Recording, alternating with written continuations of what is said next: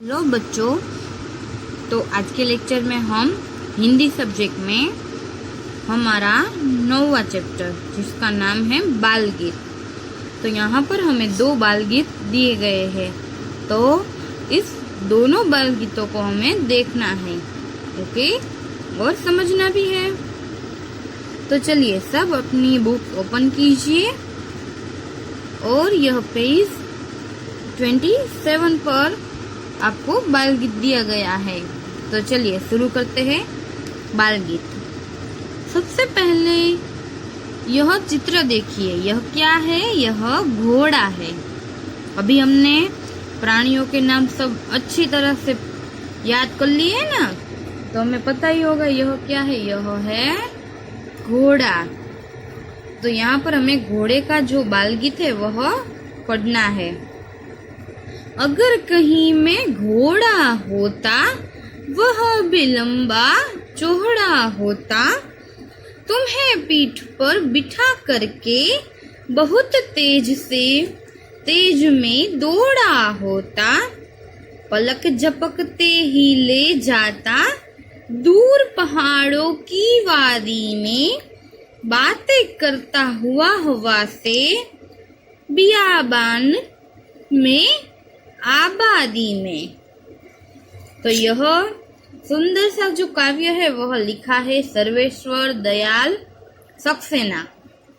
क्या है? यहाँ पर कवि का नाम है सर्वेश्वर दयाल सक्सेना।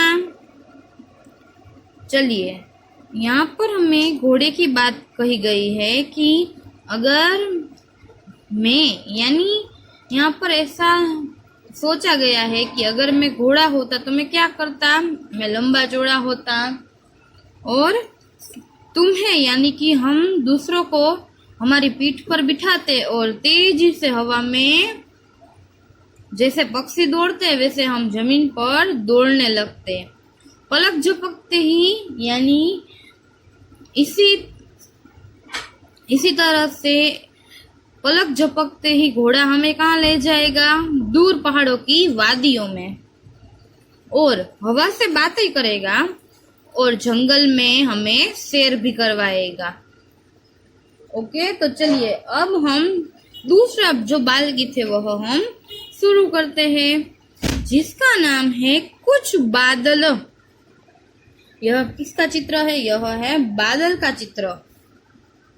चलिए अब हम इससे शुरू करते हैं। कुछ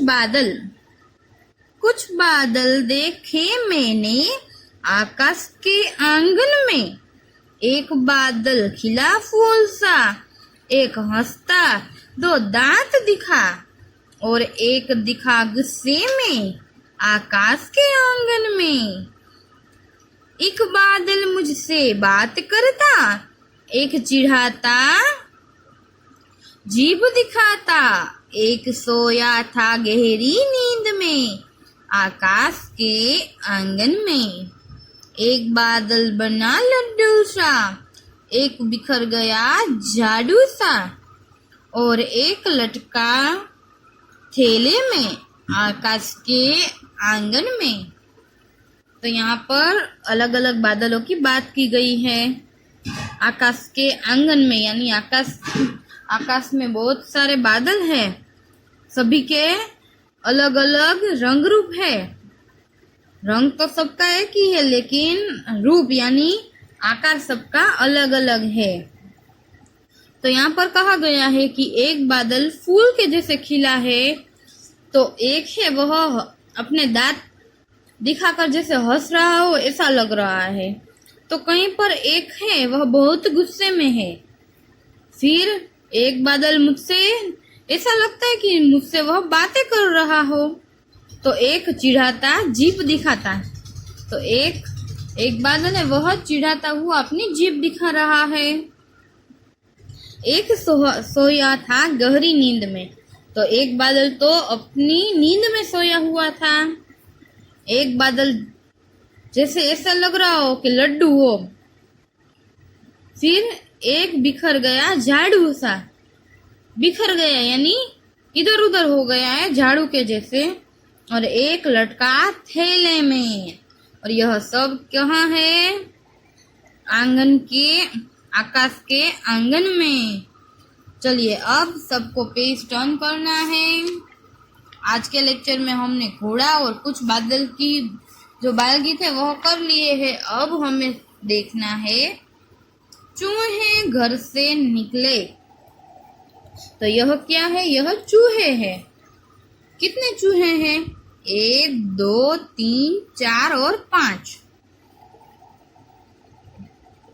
5 चूहे घर से निकले, करने चले शिकार।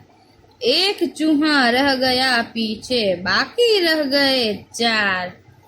अभी 5 चूहे थे, वह कहाँ निकले? शिकार करने।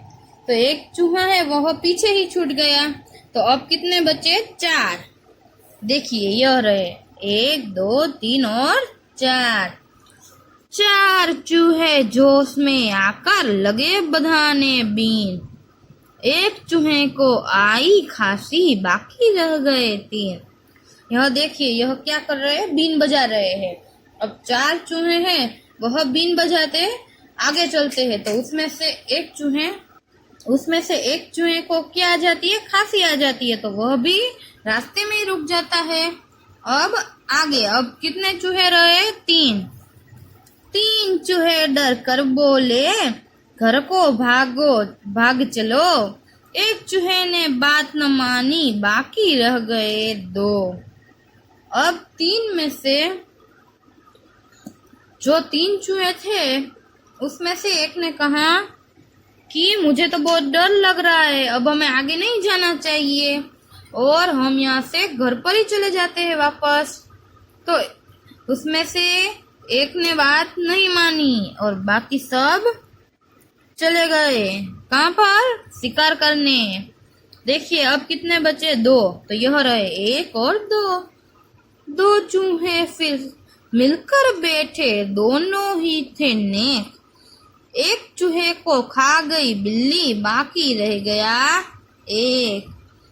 अब 2 चूहे थे, उसमें से बेचारे एक चूहे को बिल्ली ने खा दिया। एक तो डर कर ही भाग गया था घर पर। अब कितने चूहे बचे हैं? अब एक ही चूहा बचा है। तो यह रहा वो एक चूहा। एक चूहा जो रह गया बाकी, उसने पकड़ ली बिल्ली की गली। घुसकर अपने बिल में जल्दी अपनी आंखें आखिर मूंद ली। वह एक चूहा था, वह फाइनली बच गया और उसने अपने बिल यानी अपने घर में, देखिए यह रहा उसका घर, उसमें वह चला जाता है और अपनी आंख बंद करके ठीक से श्वास लेता है।